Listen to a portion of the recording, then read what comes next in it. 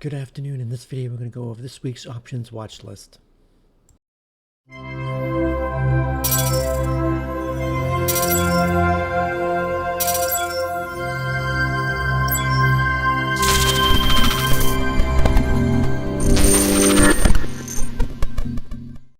Before I get into the video, if you're not in the room, you can find the link in the description of the video and in my bio section of social media accounts. Also, please like the video, subscribe to the channel if you haven't done so already.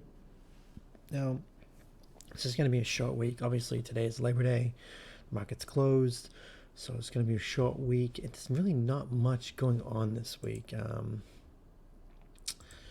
Put to call ratio is really nothing special. It's at, let's see, 0.65. It's not really high in either direction.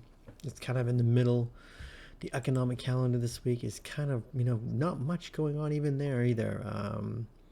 Tuesday, really nothing. Wednesday, we have ISM Services PMI at 10 a.m. and the Beige Book at 2 p.m. Not really much. Thursday, we get unemployment claims at 8:30. And a couple of Fed speakers, but that's after hours, it looks like. Friday, not much there either. So yeah, on the economic calendar, not much going on. It could be a very, very choppy, boring week. So I wouldn't play too heavy this week. Now, a thing I do want to point out is that VIX is very, very, very low. It's at 13, it closed 1309. It's on the RCT trend line on the daily. It does not like to go under 13. It's held the last couple of times. I mean, it went under, but it quickly went up the next day. So I think that we will see a rug pull probably tomorrow or Wednesday maybe. We may not even see that much of a rug pull. We may just see SPY drop like $10 maybe. I mean, maybe $5 to $10, just enough to get VIX to pop a little bit. And then maybe going back, grinding up and VIX dropping again. So I don't know. We'll have to see what happens. Something's going to happen this week with VIX. I mean, look at VIX's daily candles. You got 1, 2, 3, 4, 5, 6 candles, red candles in a row. And I mean, it's not like that's unheard of because, I mean, you got all these red candles right here. I mean, VIX will just bleed to death. The thing with VIX is where it's bleeding to. And like I said, it's like a heart monitor. It kind of flat lines at a certain area, and it just like pops when it hits that area. And right now, 13 is the area it's watching. Before it was like 15 and 16.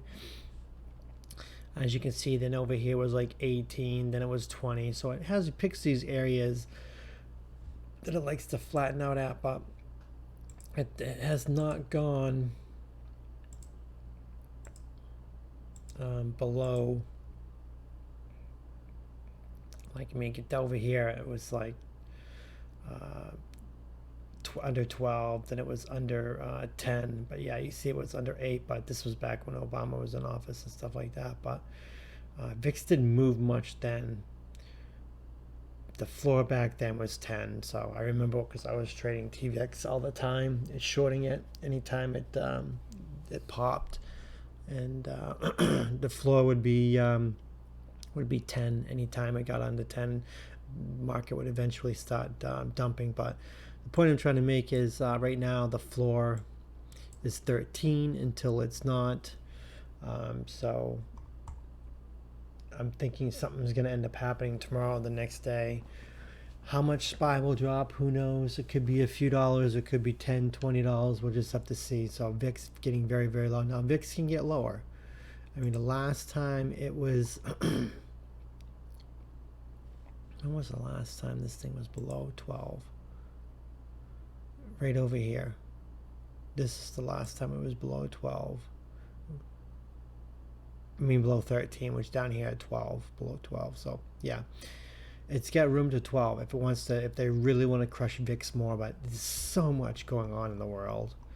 I don't see it going much lower than 13, but anything can happen. Never say never.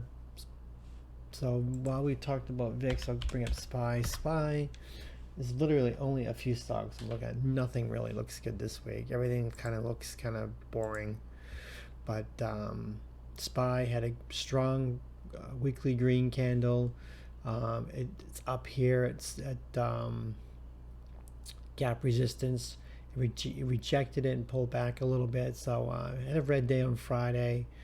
It could gap up and fill the gap up here at 456, and then make a dump. Now, one thing is that VIX likes to do, if you've been watching VIX, that VIX could chop sideways at 13, and SPY could just take a run and fill the gap. We've seen it a number of times where SPY will just rage while VIX just sits at idle and goes sideways. So it can do that. Usually when VIX is not making new low a day and SPY is making high a day, that means people are starting to hedge. Volatility is gonna come in, and divergences are happening. So definitely keep an eye on that. That's a scenario that could definitely play out tomorrow. If that does play out tomorrow, that will actually fill the gap and set up for a good rug pull after the gap is filled. So a couple scenarios to look at is that possibly filling up the gap, and if it doesn't, and it does stay at gap resistance right here and it doesn't fill the gap, you can watch underneath 450 for push down to 445, 440, 435, and 430, which is down here. We haven't yet to retest this 410. I mean, we did right here when we popped up a little bit and came back down, but I'm starting to get a little bit of a head and shoulders right here on the daily. Another thing I was looking at, get the left shoulder, get the head and the right shoulder. Now, if it does manage to get down to the 440, it could break. Now, the trend line could be going, no, I'll just draw it. The neckline, I mean, could be, oh, I did not want to do that.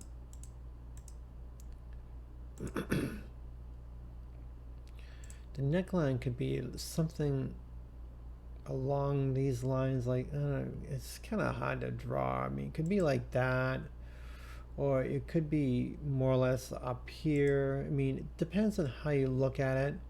This could be the neckline. I mean, it's so many different ways you can look at it, but you can see clear as day that there is a head and shoulders right there where the neckline will be, whether it's this 435 or 437 area.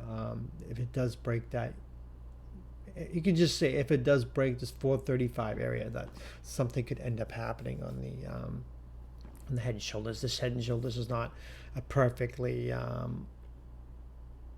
set up. I mean, it's kind of like going in the head and shoulders is kind of in an uptrend, so that's why the neckline is kind of in an uptrend too. So not all patterns are perfect and stuff like that. So just keep an eye on that. That setup is there, but with the head and shoulders being there, that sets up the scenario that VIX could pop. Now it will void out the head and shoulders if it does fill the gap and does break this head high of 457, 458. If it does get to 460, the head and shoulders is now void. So some scenarios that could play out this week or next couple weeks.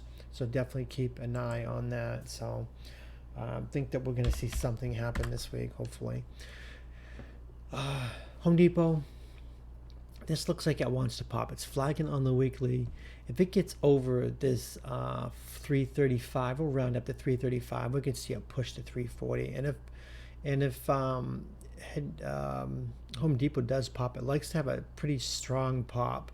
Because when it broke out here, it had a nice push to 347-ish right here. When it broke out, it popped up to 340 plus. So I think that if it does manage to break out over 335, then we're going to see 340, 345, even 350 on Home Depot. So Home Depot is setting up for possibly a good move. Netflix is the other one I'm looking at. Now Netflix, again, a couple things I'm looking at. One is on the weekly, it looks like it wants to break out. I mean, if it gets over this, we'll say the 450 area, you can even say Friday's high at 445. It gets over 445, 450, it could get a push to 460, 465, 470, 475, 480. You could see a pop on the weekly because it's got a nice bull flag right here, and it's testing this area for a nice consolidation zone. So it could have a nice pop, But we also have a head and shoulders on the daily. You get the left, you get the head, you get the right shoulder, and neckline could be right around the 410 area. So keep an eye on that. If SPY does dump this week, that could end up playing out and get some gaps to fill right here. A tiny gap, not really too much, but we get a gap right down here at the 343 area, and definitely keep an eye on that. But the weekly, you get conflicting things. You get a bullish setup on the weekly, and you have a head and shoulders on the daily. So usually the larger time frame ends up playing out. We'll have to see if that happens. If SPY does dump, maybe Netflix dumps with it. But Netflix is one of those stocks that if it gets momentum behind it, it doesn't really care what SPY is doing. So definitely keep an eye on that. Last one I'm looking at, and I don't really like playing Apple. I'm just going to point it out for the sake of pointing out, is Apple is not quite filled the gap. It's come close. If it does manage to gap up a little bit tomorrow and fill the gap, then I would watch it for it to reject this area once it fills the gap. So had a strong weekly green candle right here. I mean, yeah, it can definitely get pushed back up to 200 if the market's strong. But if VIX is going to pop and SPY is going to end up dumping, this definitely fits in the scenario of maybe gapping up or maybe trying to make a run tomorrow to fill the gap. Then SPY ends up dumping and Apple dumps with it, and this ends up pulling back. So definitely do like it seeing possibly fill the gap than actually rejecting that. So we'll all be dependent on what SPY does this week. So the story of the week, definitely, like I said, is VIX. VIX being under 13. I do not like buying calls when VIX is at 13 or below. To me, it's just a recipe to disaster. If you want to do it, go ahead and you can do it. I'm not going to do what you guys want me to do. I'm going to do what I like, and that's it. I do not like buying calls at VIX is below 13. It's when SPY dumps, it's probably going to dump hard. We haven't had a massive. Have we even had a massive dump in SPY lately? I mean, like a $10 drop. What's this one right here? 441, 30. It's $6 drop. What is this one? 436, 445. Oh, it's a $9 drop right there. So we haven't had a nine. This is the last time we had a big drop right here. So we haven't. And what was this one? 459. That's the $8 drop. So we haven't had a massive drop in a while. This is the last one we've had right here. So we used to get, anytime we have a red day and SPY would just take a dump, we would have a $10, $15 red day. I miss those days. I mean, we used to have some massive red days. What is this one over here? 390. Yeah, it's $11 plus right there. We haven't had a $10 red day in a long time. This is the closest we've had right here on the 24th of August. So we'll have to see what happens. That's why you need to be in the room. All it's going to take is one headline, and there's a lot of things going on in the world that could definitely trigger something to happen. So that's why I need to be in the room. So thanks for watching, and that's going to do it.